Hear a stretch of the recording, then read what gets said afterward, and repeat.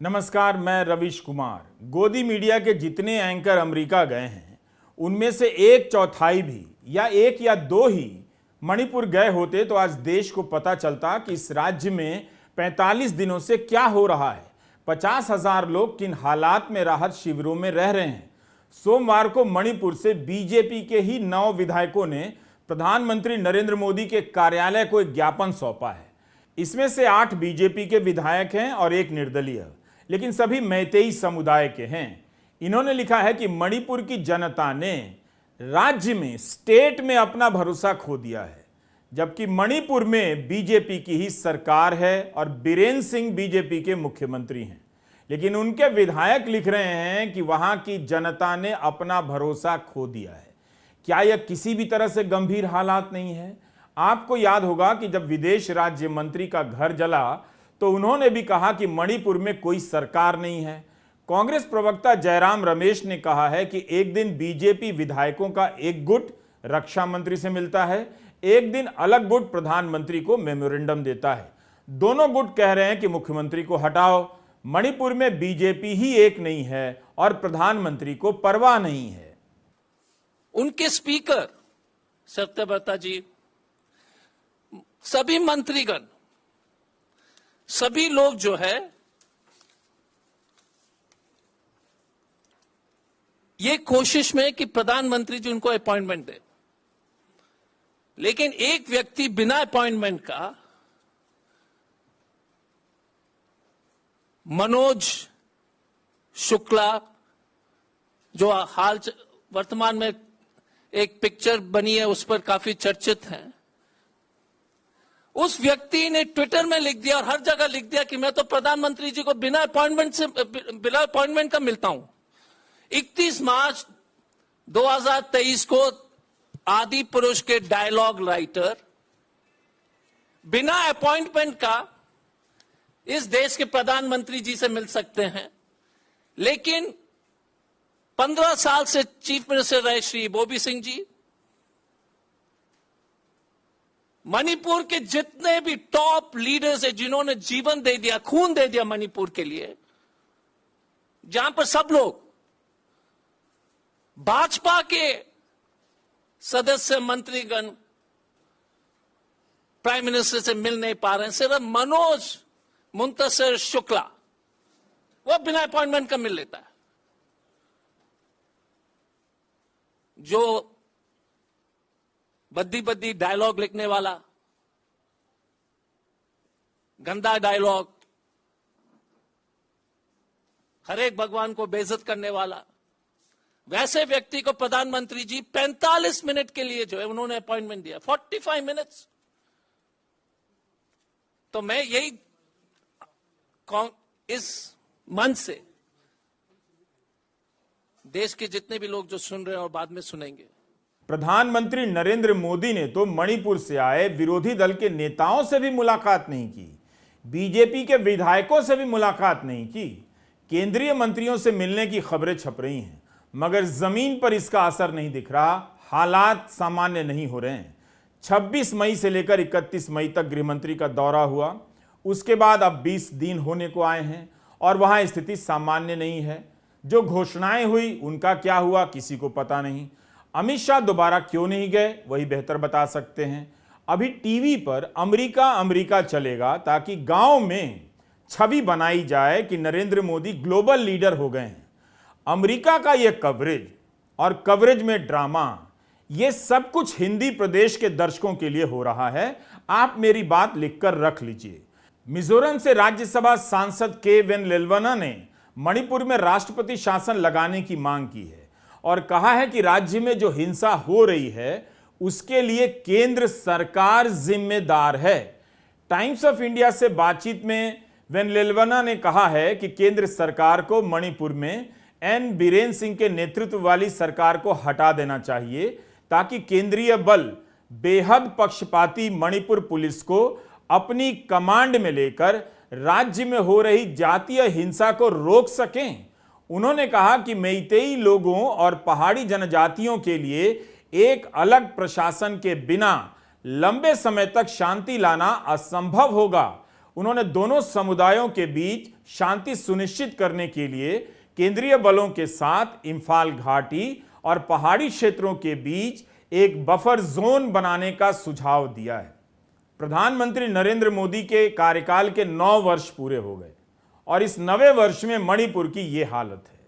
Cookie समुदाय के लोग चाहते हैं कि उनके इलाके को अलग प्रशासनिक इकाई के रूप में मान्यता दी जाए। मैतेई इसका विरोध कर रहे हैं, जबकि पूर्वोत्तर में ऐसी 10 इकाइयां पहले से मौजूद हैं। बीजेपी और केंद्र की इस पर क्या राय है, कोई बोल ही नहीं रहा। मणिपुर पर हमारी इस त्वरित टिप्पणी में हम कुछ महत्वपूर्ण घटनाक्रमों का जिक्र करना चाहते हैं ताकि मणिपुर आपकी चर्चाओं से या नजरों से गायब ना हो। मणिपुर के दोनों समुदाय मैतेई और कुकी प्रधानमंत्री की तरफ देख रहे थे और प्रधानमंत्री ने उनकी तरफ देखा भी नहीं। नतीजा एक वीडियो पिछले दिनों खूब वायरल हुआ जिसमें लोग मन की बात के समय रेडियो पटक कर तोड़ रहे हैं। यह कार्यक्रम प्रधानमंत्री से कितना जुड़ा है आप जानते हैं। इस पर एक डॉक्यूमेंट्री बनी जिसका voice over narration Manoj Muntashir जैसे योग्य संवाद लेखक ने किया है, यह भी आपको बता चुका हूं। इसके 100वें एपिसोड पर राष्ट्रीय जयंती टाइप का समारोह मनाया गया, यह भी दिखा चुका हूं। मगर यहां लोग रेडियो पटक रहे हैं जब मन की बात का प्रसारण हो रहा है। अब जब बीजेपी के विधायक ही कह रहे हैं कि मणिपुर की जनता का राज्य में भरोसा नहीं रहा, तब फिर मुख्यमंत्री बीरेन सिंह की सरकार बर्खास्त कर राष्ट्रपति शासन क्यों नहीं लगाया जा रहा है? बीजेपी के कुकी विधायक भी बीरेन सिंह से नाराज हैं और चाहते हैं कि वे हटा दिए जाएं।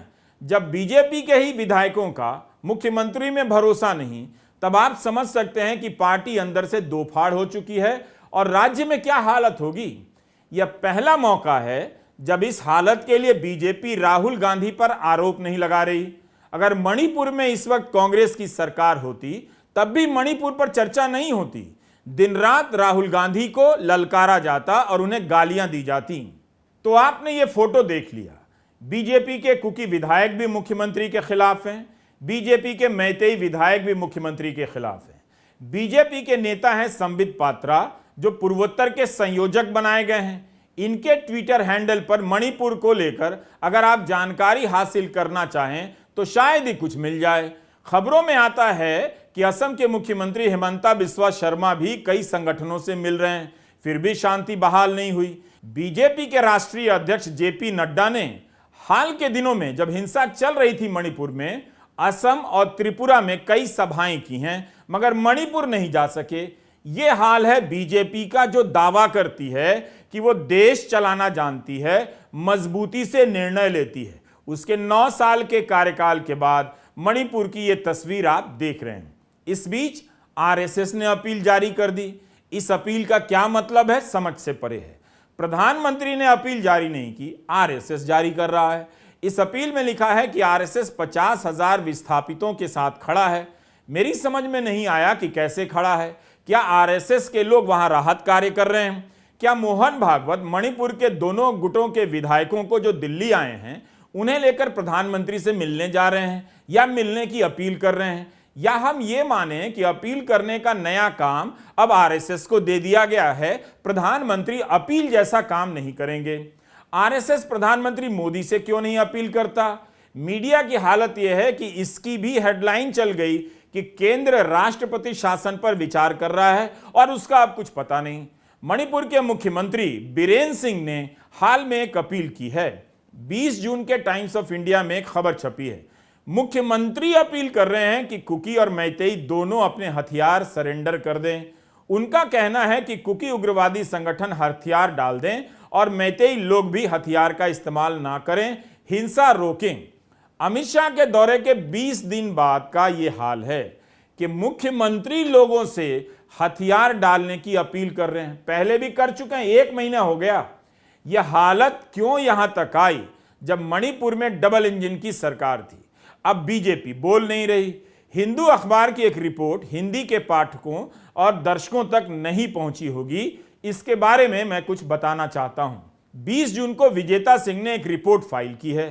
सूत्रों के आधार पर लिखी गई इस रिपोर्ट में बताया गया है कि कई जगहों पर कुकी और मैतेई हथियारबंद दस्तों ने एक दूसरे के रास्ते को ब्लॉक कर दिया है, जिसके कारण एक दूसरे के इलाके में रसद की सप्लाई नहीं हो पा रही है। स्थिति यह है कि दक्षिण पूर्व सीमावर्ती इलाके में कुकी और नगा अपनी जरूरी चीजों के लिए म्यांमार पर निर्भर हैं। बताइए, भारत के होते हुए म्यांमार पर निर्भर हैं, क्योंकि चंदेल और टेक्नोपॉल का संपर्क मणिपुर से कट गया है। सुशांत सिंह अकेले ऐसे पत्रकार हैं जो लगातार मणिपुर पर लिख रहे हैं, मणिपुर पर रिपोर्ट कर रहे हैं, पत्रकारों की रिपोर्ट को ट्वीट कर रहे हैं, ताकि मणिपुर की खबर दुनिया के सामने आती रहे। मणिपुर की जो स्थिति है वो इस वक्त भी बहुत ज़्यादा खराब है। 140 से ज़्यादा लोग मारे जा चुके हैं, 60,000 से ज़्यादा लोग बेघर हुए हैं, 4,500 से ज़्यादा हथियार लूटे गए हैं पुलिस की आर्मरी से, पुलिस की कोच से, जिसमें से सिर्फ 1000 हथियार वापस आए हैं। दोनों पक्षों की तरफ से एक दूसरे के ऊपर गोलीबारी हो रही है, डेली फायरिंग हो रही है, घर जलाए जा रहे हैं, मौतें हो रही हैं। जो पुलिस है वो आर्मी पे फायरिंग कर रही है, असम राइफल्स पे फायरिंग कर रही है। जो मेतेई ग्रुप हैं वो कहते हैं असम राइफल्स, आर्मी और सेंट्रल फोर्सेस को यहाँ से निकाल दीजिए। जो कुकीज हैं वो कहते हैं कि भाई आप इन लोगों को लाइए, सेंट्रल फोर्सेस ही हमको प्रोटेक्ट कर सकती हैं, क्योंकि जो स्टेट पुलिस है वो हम पे अटैक कर रही है। जो सरकार का जो इकबाल है, जो राज्य सरकार का भी हो चाहे वो केंद्र सरकार का भी हो, वो पूरी तरह से खत्म हो गया है। सरकार की कोई वहां पर वक्त ही नहीं बची है, सरकार की कोई बात नहीं सुन रहा है। यहाँ तक स्थिति ये है कि 9 भाजपा के एमएलएज दिल्ली में आए 15 तारीख को प्रधानमंत्री से मिलने के लिए। प्रधानमंत्री ने उनको समय नहीं दिया और अंत में वो एक ज्ञापन छोड़ के चले गए प्रधानमंत्री के पास कि भाई बीरेन सिंह को हटा दीजिए मुख्यमंत्री पद से, और ये तब समस्या सॉल्व होगी। पर समस्या तब भी सॉल्व नहीं होगी। बीरेन सिंह तो बीजेपी का प्रतिनिधित्व करते हैं, वहां पर तो आपको अब राष्ट्रपति शासन लगाना ही पड़ेगा। मणिपुर की इस हालत के लिए जिम्मेदार लोग वही हैं केवल जो नफरत और पहचान की आंच पर अपनी राजनीति की रोटी सेकते रहते हैं, कभी असम में, कभी मणिपुर में, कभी यूपी बिहार में। अब जब हालात बेकाबू हो गए तो ना तो वहां जा पा रहे हैं, ना बोल पा रहे हैं। यही नहीं, विजेता सिंह ने अपनी रिपोर्ट में लिखा है कि 4000 से अधिक हथियार लूटे गए। ज्यादातर हथियार मैतेई संगठनों ने लूटे हैं, कुकी ने भी लूटे हैं, मगर ज्यादातर हथियार मैतेई के पास हैं। अमित शाह भी हथियार लौटाने की अपील कराए, मगर अभी तक 1000 हथियार ही वापस हुए हैं। 3 जून को इंडियन एक्सप्रेस की रिपोर्ट में लिखा है कि हथियारों की लूट के दूसरे दौर में 3000 हथियार लूटे गए, मगर वापस आए केवल 144। उधर हिंदू की रिपोर्ट में लिखा है कि म्यांमार से मैतेई उग्रवादी गुट भारत में घुस आए हैं। इस तरह के हथियारबंद 60 से 70 ग्रुप की गतिविधियों को रिकॉर्ड किया गया है। आपको याद होगा कि मुख्यमंत्री बीरेन सिंह ने शुरू में कहा था कि म्यांमार से कुकी उग्रवादी घुसकर हिंसा कर रहे हैं। अब खुद ही बीरेन सिंह मैतेई से हथियार डालने की अपील कर रहे हैं। इस सच्चाई पर इतने दिनों तक पर्दा क्यों डाला गया? जरूरी है कि मणिपुर में इंटरनेट बहाल किया जाए ताकि वहां से जानकारी बाहर आए। इससे लोगों को और तकलीफ हो रही है। इंटरनेट के बैन करने से बैंक का काम रुक रहा है, खरीदारी उनकी बंद हो गई है। यह हमारी त्वरित टिप्पणी है।